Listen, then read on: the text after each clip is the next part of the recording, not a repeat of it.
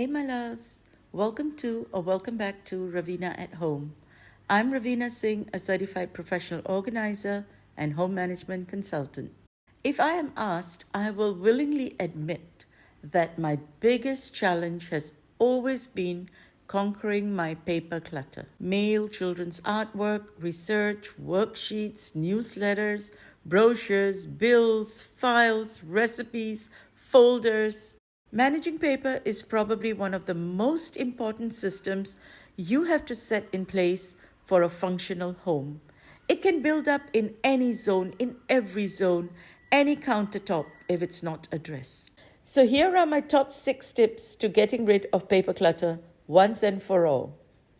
Number 1, to get started on reducing paper clutter, the very first thing to do is to stop bringing paper that you do not need into your home. When my hubby collects the mail, he only brings home what we need or what he thinks I might need, and he just puts the mail into our mail sorter.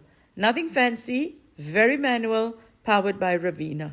I then sort it out. What we bring in would mostly be bills, reminders, statements, and such, and that can be quite a bit too.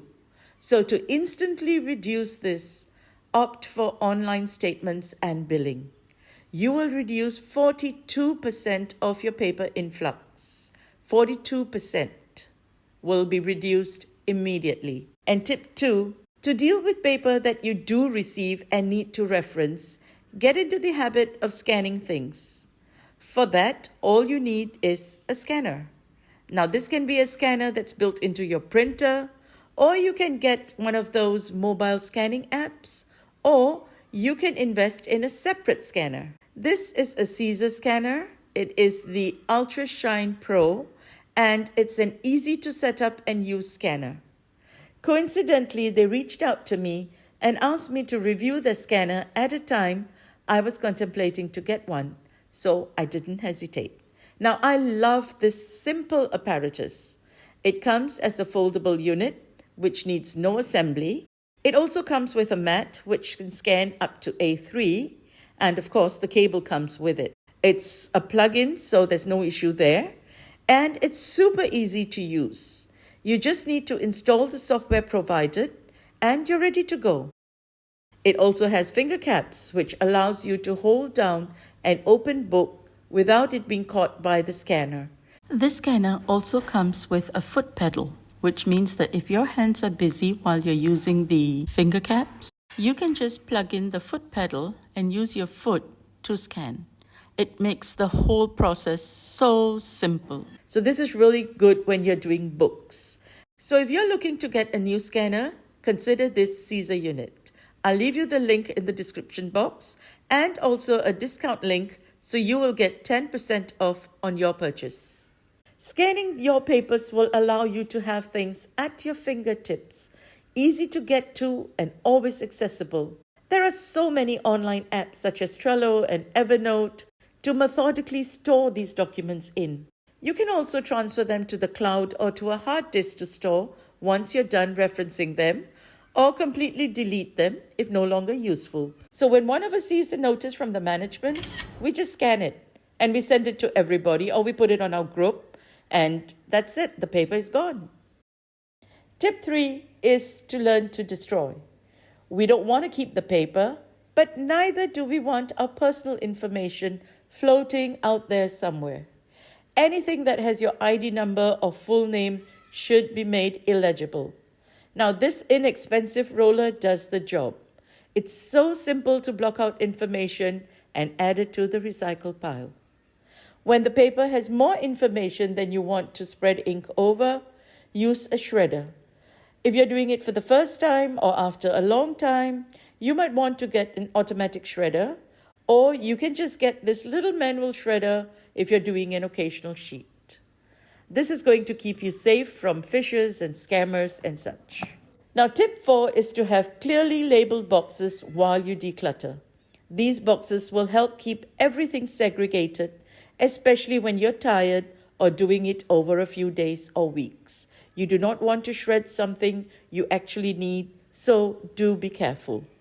And tip 5 is to start a filing system. After I scanned everything, I was able to do away with a lot. So now I only have one cubby of files. So tip 6 is to have a maintenance routine.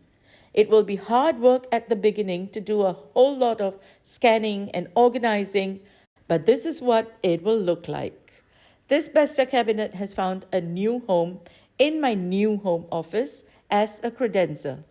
We removed the legs and added suspension rods and brackets to keep it sturdy. There is no paper or craft product of mine anywhere else in the house anymore, and I have limited myself to this credenza only. So on the top, I just have an IKEA paper organizer with 4 folders. Now these 4 folders are actually temporary storage files. Things come and go. Nothing from here goes into the actual binders. Now these client notes will later be typed up and kept online. Manuals of sponsored products are here until the video is completed and uploaded. That one at the back holds the papers that are pending being scanned. Now let's move on to the credenza. On this side, there is some blank paper for notes, and I have a glass bowl here with my car key. These are my permanent folders. This is to help me contain the hard copies that I do need, mostly invoices and certificates. I've had these A5 folders for many years, and I find them the perfect size for payment vouchers and also for Zoe's medical.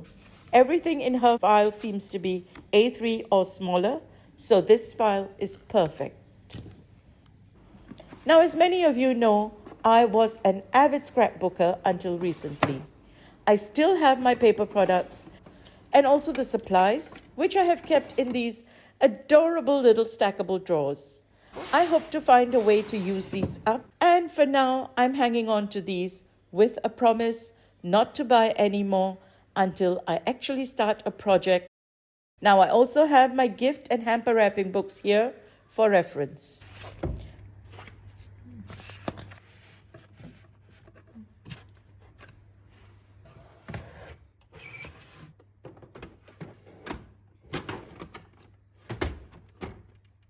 I have my scrapbooking paper over here.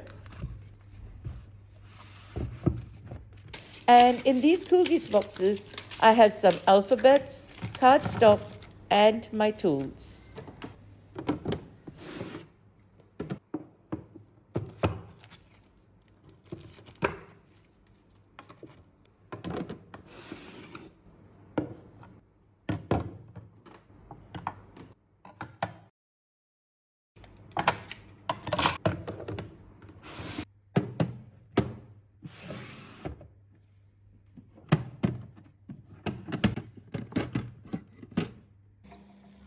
The third and fourth cubby are closest to where I sit, so I have my more regularly accessed items over here. This really helps me stay organized. These acrylic organizers are the perfect size for mail and even receipts if you prefer. I have a mail drop-off, which is where my husband drops off the mail, and then I sort it out. My work mail goes in here, while the household matters go in here, and everything else is distributed to whom it is addressed to. Below that, to organize my notebooks and my bound printouts and such, I'm using these magazine organizers. I've also created a space here for the scanner. This last one is the most easily accessed, and this is where I keep my daily needs. In these gorgeous and practical A4 paper trays, I have some dividers for my folders along with extra labels, and in the third tray are my smaller notebooks and such. I love that these are not only stackable but also slide for convenience. And on this side are all my sticky notes.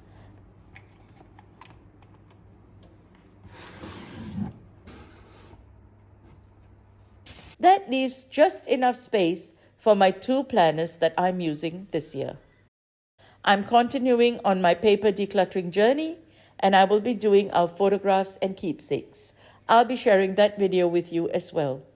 Now, I hope this video has given you some ideas on how to manage your papers, And if you have any other ideas, I would love to know. With that, this is Raveena saying happy homemaking.